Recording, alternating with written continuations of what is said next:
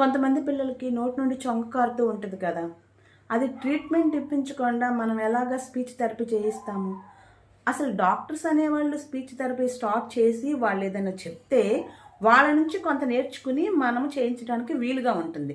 అంతేగాని ఇప్పుడు చేసేవాళ్ళ పేరెంట్స్ చెప్పేది, నేను చెప్పేది, లేకపోతే ఇంకొకరు చెప్పేది, వాళ్ళు చెప్పే ఫిజియోథెరపీ కానీ వాళ్ళు చెప్పే స్పీచ్ థెరపీలు కానీ ఏమి సూట్ అవ్వో, సెట్ కావు. అది తెలియకుండా చాలామంది కమెంట్స్ పెట్టి అంటే ఎలా చేయాలి చెప్పండి, ఎలా చేయాలి చెప్పండి అని చాలామందిని అడుగుతున్నారు. ఛానల్స్ నేను చూసినప్పుడు చాలామందివి కూడా ఇలాంటి కామెంట్స్ చూశాను. సో ఈ వీడియో అయితే మాత్రం దీని గురించి ఈరోజు చెప్పాలనుకుంటున్నాను.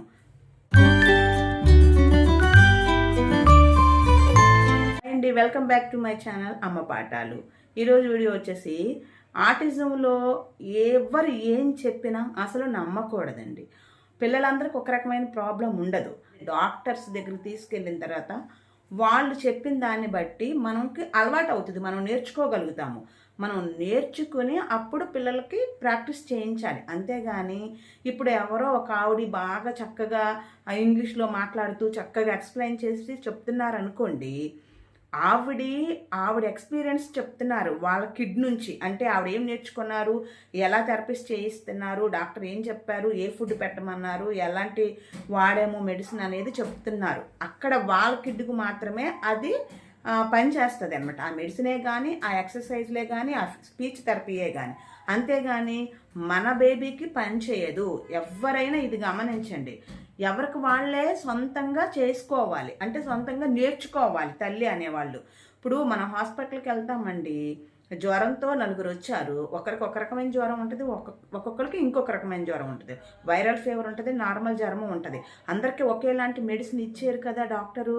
ఎప్పుడు కూడా ఇది గమనించుకోవాలి. ఆటిజం పిల్లలకి ఒకే కేసు ఉండదు, ఒకేలా రకమైన కొన్ని లక్షణాలు అలా ఉంటాయి అంతే.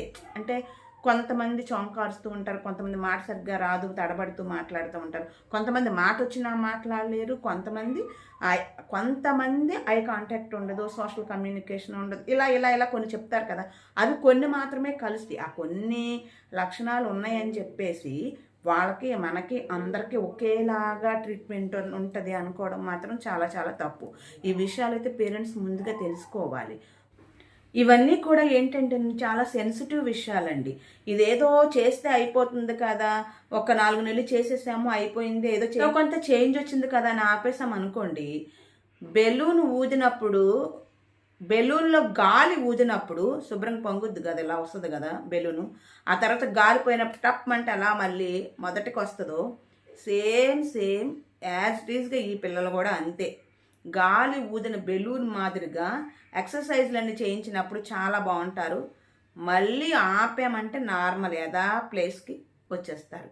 సో అందుకని ప్రతి విషయాన్ని వినాలి, తెలుసుకోవాలి, వాళ్ళ ప్రాబ్లం ఏంటో తెలుసుకోవాలి. ఓహో ఇలాంటి ట్రీట్మెంటా అనుకుని మనం తెలుసుకోవాలి. నేనేం ట్రీట్మెంట్ చేయించాను అనేది ముందు అసలు అది తెలుసుకోవాలి. ముందు ఎంతసేపు అన్నం పెట్టేసామా, కూర్చోబెట్టేసామా అని అయిపోయిందంటే అది కాదు.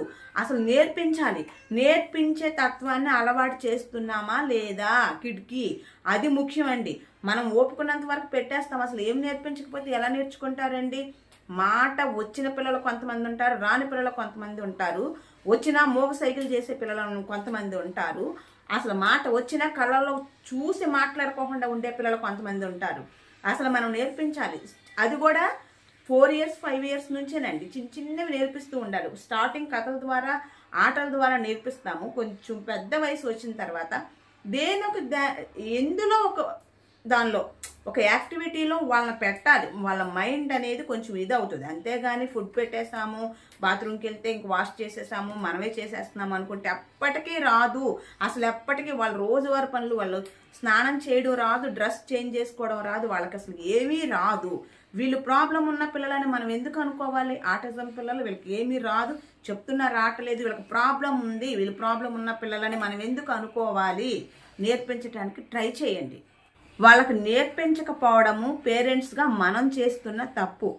వాళ్ళకి నేర్పిస్తూ ఉంటే ఏదో ఒక రకంగా వాళ్ళకి కోపం వచ్చినా, చిరాకు వచ్చినా, ఏదొచ్చినా బయటికి ఓపెన్గా చూపిస్తారు.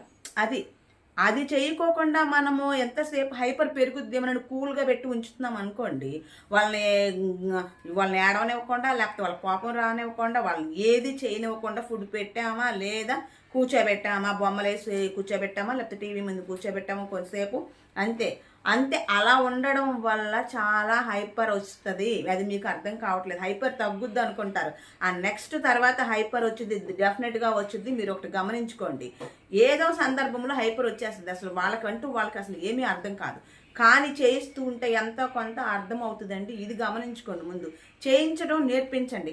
ఈరోజు ఏం చేయించాను, అసలు ఈ సంవత్సరంలో నేను ఎంతో కొంత చేయించాను, నెక్స్ట్ ఇయర్ ఇంకేం చేయించాలి, తర్వాత ఏం చేయాలి, నెక్స్ట్ మంత్లోనే, నెక్స్ట్ ఇయర్ దాకా ఎందుకు, నెక్స్ట్ మంత్లో నేనేం చేయించాలి, ఎంత చేంజ్ వచ్చింది, అలా ఉన్న కిడ్నీ నేను ఇలా మార్చుకోగలిగాను, ఇలా మార్చాను అని మీరు గొప్పగా చెప్పండి. నలుగురికి ఇన్స్పిరేషన్గా ఉండండి. అంతేగాని ఎవరో ఏదో చేశారని అది పట్టుకొచ్చేసి పిల్లల మీద మాత్రం రుద్దకండి. ఇది చాలా రాంగ్ అనమాట. సో ఇక్కడ వరకు వీడియో చూసారంటే మీకు తప్పకుండా నచ్చిందని నేను అనుకుంటున్నాను. వీడియోని లైక్ చేసి షేర్ చేయండి, సపోర్ట్ చేయండి. మనము మన ఇంట్లో పని అయిందా, లేకపోతే మన వర్క్ అయిందా, ఆ తర్వాత మన కిడ్నీని మనం చూసుకుంటున్నామా లేదా, అదే మనకి జాబ్, మన ఇల్లే మనకి ఫిజియోథెరపీ సెంటర్ అని ప్రతి ఒక్క స్త్రీ అనుకుంటే, ప్రతి ఒక్క అమ్మ అనుకుంటే డెఫినెట్గా చేంజ్ అనేది పిల్లలో వస్తుందండి. ఎందుకంటే నాకు తెలుసు ఈ విషయం. ఆ స్టేజ్ మళ్ళీ రాకుండా మనం చేసుకోగలగాలి. లేదు అంటే పిల్లలే కాదండి, తల్లి ఆరోగ్యం కూడా పాడైపోద్ది.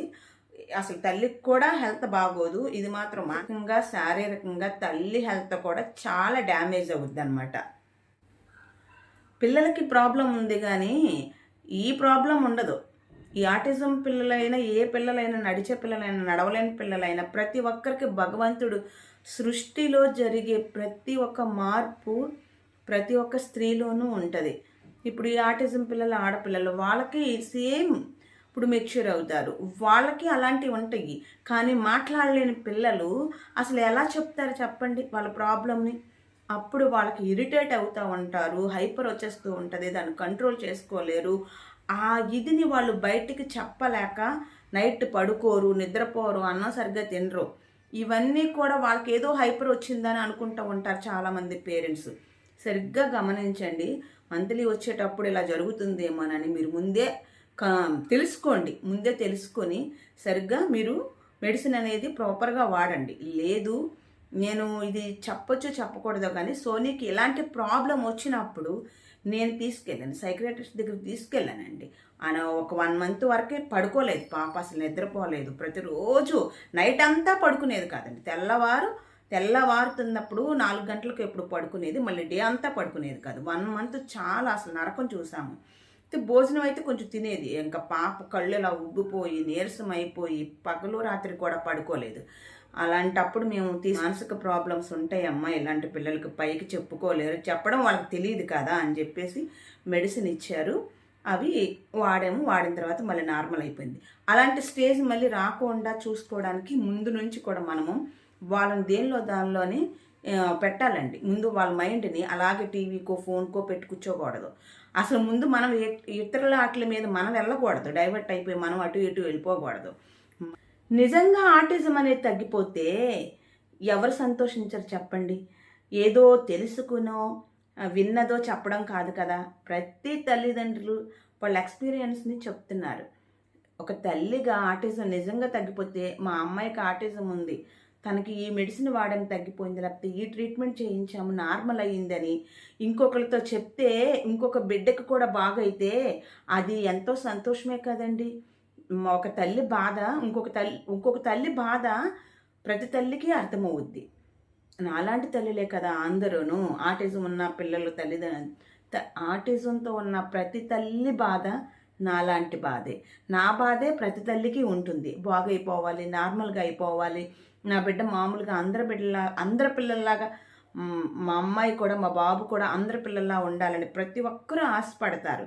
కానీ ఆటిజంలో అది సాధ్యం కాదు. ఇది తల్లిదండ్రులు అంగీకరించాలి. ముందు అంగీకరిస్తేనే సరైన ట్రీట్మెంట్ చేయించుకోగలుగుతాము.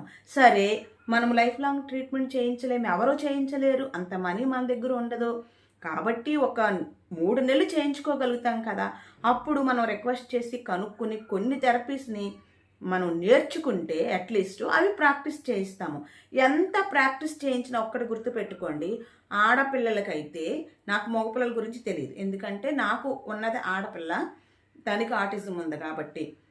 ఇప్పుడు చాలా రోజుల వరకు థెరపీస్ ఇప్పించాలి, అంత మనీ మన దగ్గర లేదు కాబట్టి ఎవరో యూట్యూబ్లోనో ఇన్స్టాలో చెప్పిన వీడియోస్ ఉంటాయి కదా, దాన్ని బట్టి చూసి చేసేసుకోవచ్చు.